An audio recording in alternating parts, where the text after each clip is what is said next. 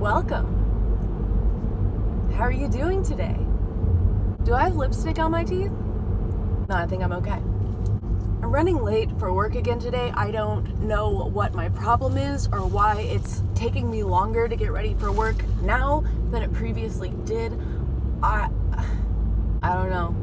My boyfriend has been home in the mornings recently, like more often than he usually is. Like for years, he would be gone by the time that my alarm went off. And yesterday he decided to stay home. He was like, yeah, fuck it. Work pissed me off already. I'm staying home today. And I was like, oh shit, what'd they do? And he was like, I just have really bad allergies. Every time he's like, oh, I have allergies, I'm gonna stay home, I offer him an antihistamine and he turns it down.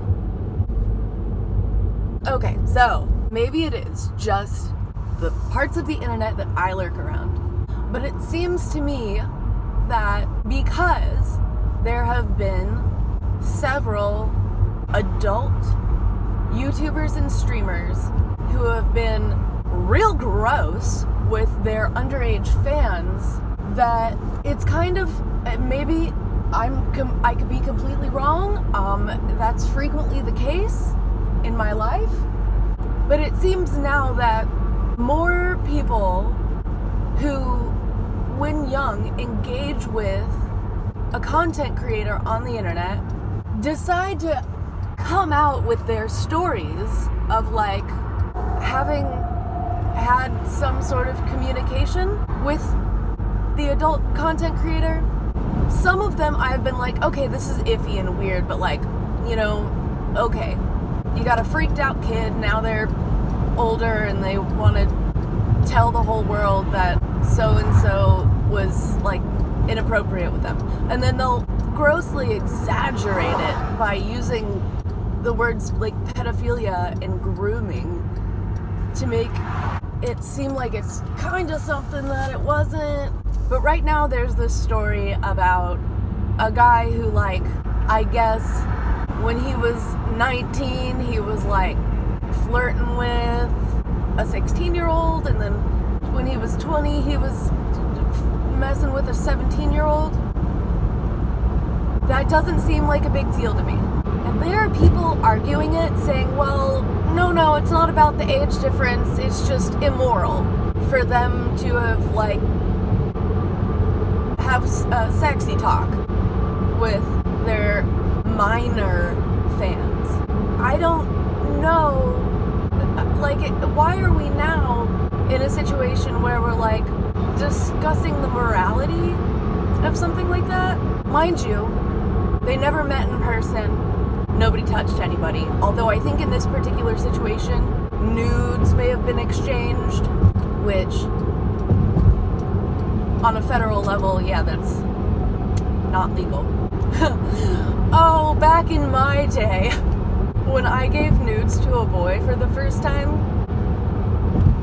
they were Polaroids. So, talking to your under 18 fans when you're 19 and 20 does not seem like a big deal to me, but people are saying there's a power imbalance, and that's true. When there's an age difference or someone is a fan, there's going to be a power imbalance.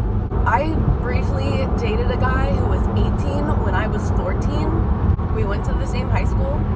Looking back on how all of that played out, it's gross, it's creepy, and I don't think he had healthy intentions, because a few years later, he went on to date an acquaintance of mine who is the same age as he is, but she is, for lack of a polite term, underdeveloped. Like, she's a whole ass adult in her 30s, and she still looks like an 11-year-old, physically. She's a cool girl.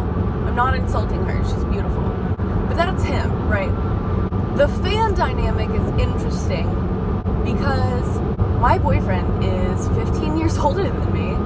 He's in a band, and I met him through going to see his band's shows. I guess you could call me a fan. However, I was never a fan of him.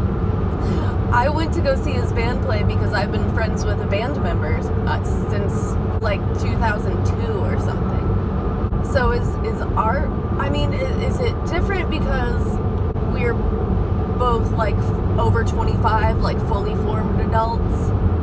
I don't know. I just don't think that like 16, 17, 18, 19 is like that big of a difference. And once everybody finally came to that conclusion and pointed that out, the people who were saying like, well, this guy did a bad thing, they just harp on the morality of it and the power imbalance. And, you know, I don't know what to think about that, because there's always going to be power imbalances in relationships, like, in the world. I kind of also get the impression that they had some sort of, like, intimacy thing going on for a while, and then once that kind of, like, fizzled out, now they, like, want to come out with their story because they're not getting what they wanted anymore. And by being too insensitive, by thinking that that might be the case, the reason I haven't said this person's name yet is because I don't want to get dropped into the algorithm ever. His name is Call Me Carson. I think I would be fine as long as I didn't put the name like in the title or description or thumbnail, but I don't know, I'm nervous. I don't want my channel to get found if I mention a current topic. Except for the times that I talked about how I don't like Hello Leash. Nobody else is talking about her but BuzzGal. I have actually, wanted to make an actual dedicated video on Hello Leash. And the two times that I've, sat down and started collecting, clips, I get so fucking annoyed and frustrated so quickly with just, listening to her speak that I give up. I'm just like, I can't with this bitch. I can't even with her long enough to pull my thoughts together. So, video's probably never going to come. I don't have the patience. Also, okay, do y'all know about that pyrocynical situation? I don't know how to explain it other than, he was in his early 20s and, saying really weird furry roleplay shit in Discord to, underage fans. None of it seemed sexual to me, but I mean, if everybody's jerking off to the, I'll burp in your mouth shit, I don't know. I don't know. That one's really weird to me. I don't understand it. I guess I'm just going to continue watching commentary videos about it and seeing how things unfold.